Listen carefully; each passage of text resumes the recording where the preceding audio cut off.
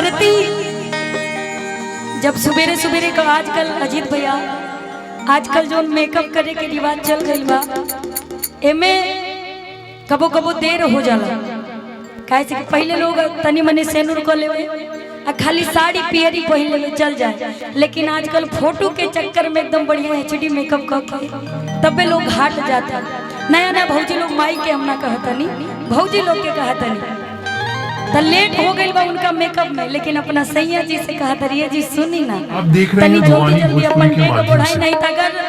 Late हो जाए ना तो हमनी के जगह ना मिली पूजा पाठ करे खातिर। अपना सैया जी से कहा तरी के जल्दी जल्दी डेगवा बढ़ाइए बलम जी, अरे चली बसंतपुर के घाट वहाँ जो छठी मैया रे मैया रे कहा तारी की साल भर हम लोग बात जो होते हैं कि छठ आए, लेकिन आज के दिन छठी मैया हम लोग का बात जोरी लेट मत करी आई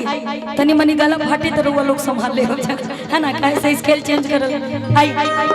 कि जल्दी जल्दी डेगा बढ़ाइए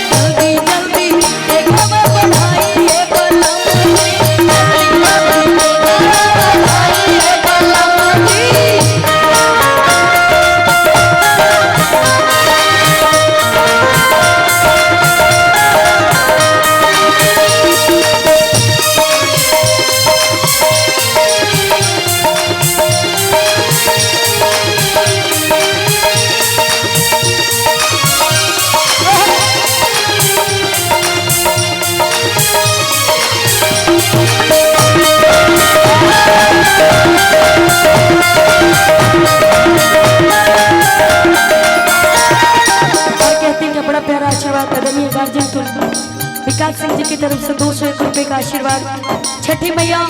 अपार कृपा पर बनाए रखें और आप ऐसे ही जनता जनार्दन की सेवा करते रहें, आपको हमारी उम्र भी लग जाए, माँ की कृपा बनी रहे। और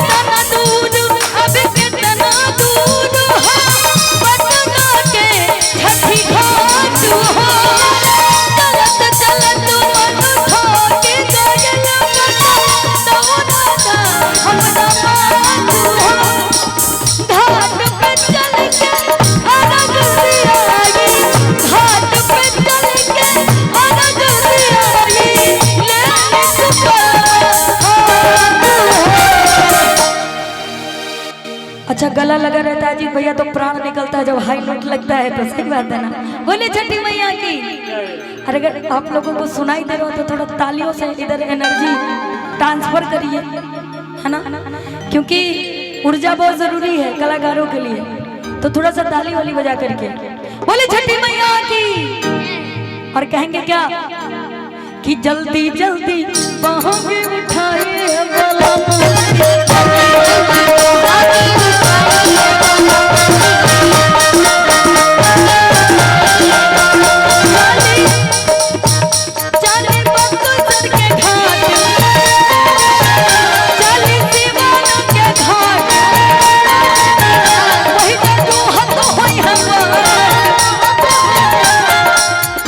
सिवान जिला है ये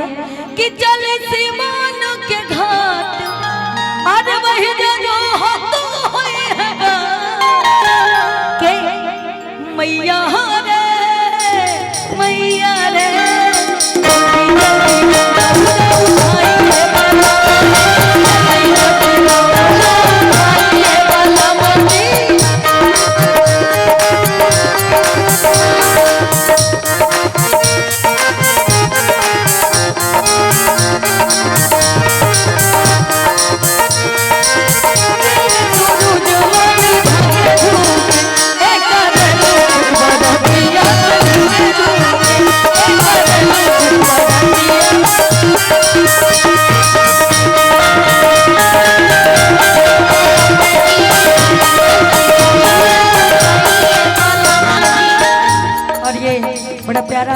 आदरणीय गार्जियन की तरफ से।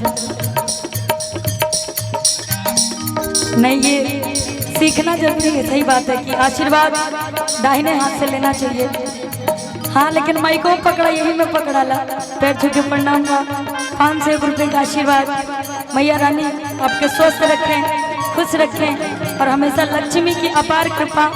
आपके परिवार पे बरसती रहे। आई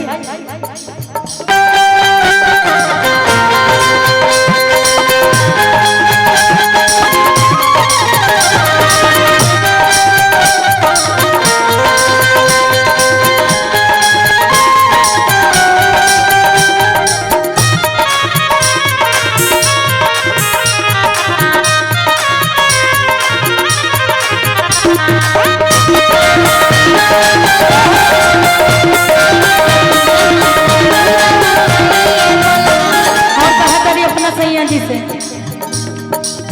लाल देखई है सूरज को सैया हरे बलैया और है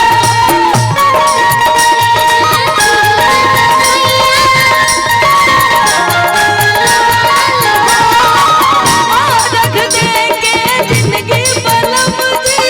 धन्य हो जाई साबुत हो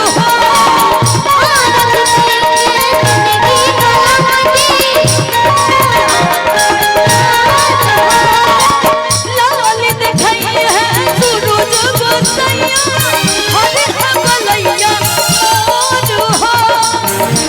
रख दे के जिंदगी बलम जी धन्य हो जाई साबुत हो घाट पे चल के अनघ दिया घाट पे चल के अनघ दिया ले ले दौड़ावा हाथ हो जल्दी जल्दी दौड़ावा